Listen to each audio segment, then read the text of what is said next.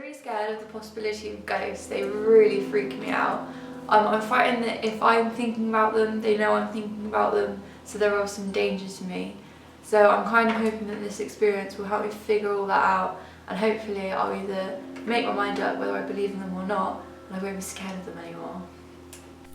I'm very interested in the possibility of the paranormal, but I always believe that there is a logical explanation behind everything. Growing up, the supernatural has always been a suppressed issue within my household. I've never really had a supernatural experience, but now that I'm older, I feel that it's not a reason not to believe. For me, it isn't questionable. I've grown up believing there was always something there.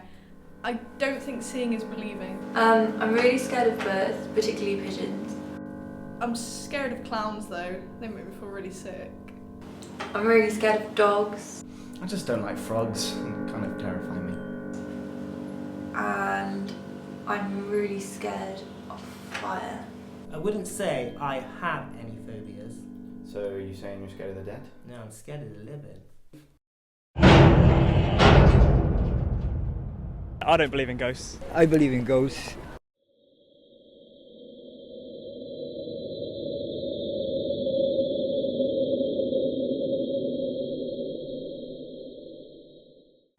I don't believe in ghosts. There's never been any evidence that ghosts exist, and though I love the paranormal, I don't think it's possible. Science is all about evidence and explanation, okay? So you think about the paranormal, what evidence is there for? It's more about feelings and intuition and not really about hard facts. My opinion on paranormal activity predominantly is 95% is not a problem. It's just energy from the past. Go into those areas and try and use these scientific instruments to measure temperature disturbances, EM disturbances, that sort of thing. For believing in life after death would be things like ghosts.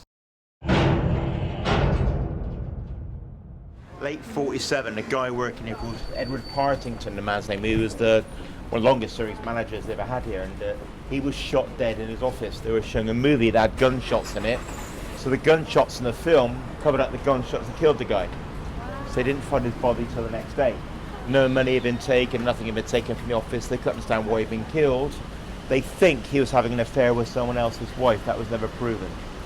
After he died, things started to happen, especially when you change buildings around, moving buildings around. Mid-80s, they converted it to a new 3-screen cinema here. Screen 3, they were showing the Bob Hoskins film Mona Lisa, Michael Caine film. The film ends, staff started cleaning up through the seats. 3 rows from the front, they said to a guy, "We're about to close, do you mind leaving shortly?" As led towards the man, he disappeared through the wall. Screen 3 is built right next to the office where the guy used to work and where he was killed. The problems got so bad there, the manager here for many years, a guy called John Lee, actually had a priest go into the building twice to solve the problem. It didn't, so they've sealed the room over now. They've got a brand new office. They don't use the old office anymore. They've got cold spots, some of them feel unwell as well.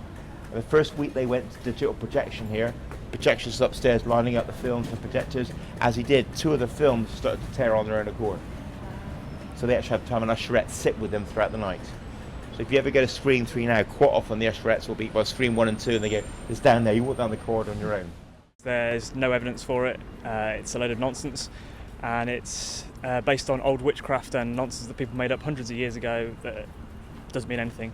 That is to one's own personal opinion as to whether they believe it or not. There probably is not life after death. As a science teacher, from my own personal views, I don't know, and I don't know. The Rummer, which is a great pub which we went by earlier on, and St Nicholas Market.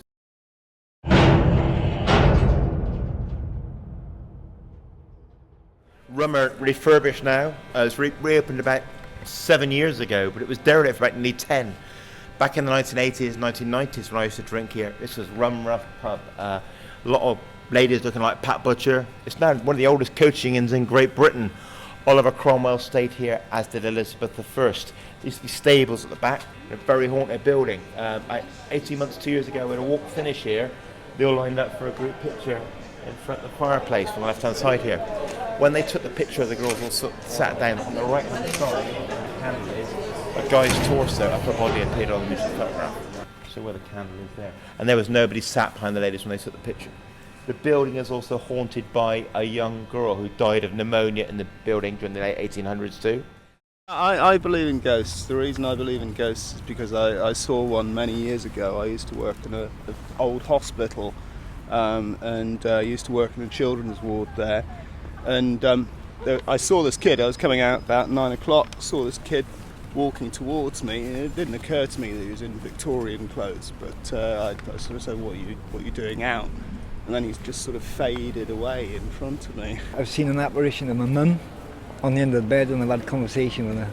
Like seeing dead relatives, seeing a bright light, etc. And all of those features have things in common with one another that would suggest that there is life after death. Do I believe that my consciousness will somehow survive death? And I don't see any evidence for that.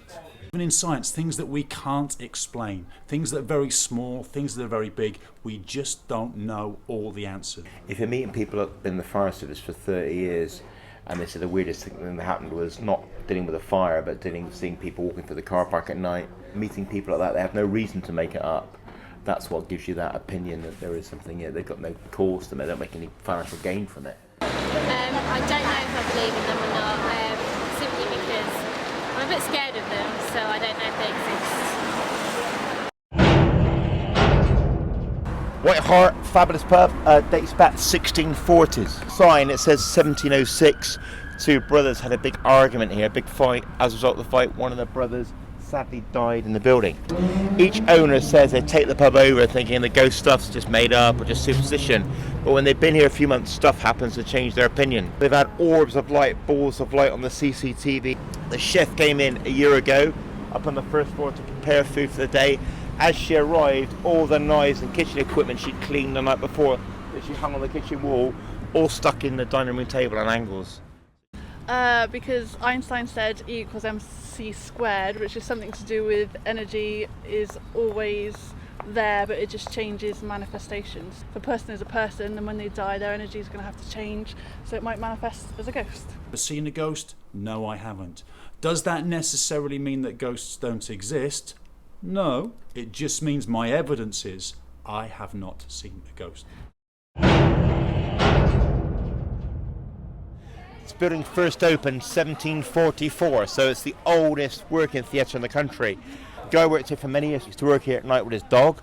One occasion the dog was barking on the steps, and there was a lady telling the dog to get out of the theatre. As he walked towards her, she disappeared on the steps. They'll tell you about a little boy called Richard, quite a handy guy. He was small, he used to climb up, paint scenery and climb back down again.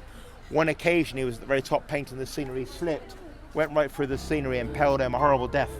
So ever since then they've had problems there, and even last year, when they were doing some painting work, as they were doing it, pots of paint flying around, doors slamming. I think that there are ghosts that exist. This is my own particular opinion. And I think that if they are existing here on Earth, it's because they cannot leave the material world. Have I ever? What's my evidence? What's my explanation? Do I think other people believe in ghosts? It doesn't matter. For me, have I seen ghosts? No. Can I see this chair? Yes. Does this chair exist? Yes, there it is. Have I ever seen a ghost? No, I haven't. Does that necessarily mean that ghosts don't exist? No. It just means my evidence is I have not seen a ghost. I'll say I'm open to the possibility, but I've got to be convinced. And it's not going to be by people saying, I felt a ghost, or I saw something move, or... But I think what's getting more people interested in it is films like Paranormal Activity, Most Haunted, and those sorts of films, and they really do, rightly, bring up the questions, not just about whether there are ghosts or not, but what happens to us when we die. Why would a policeman make it up? Why would firemen make it up? Why would the priests go into the Odeon twice? If there's no reason to, is there? Any place can be potentially haunted.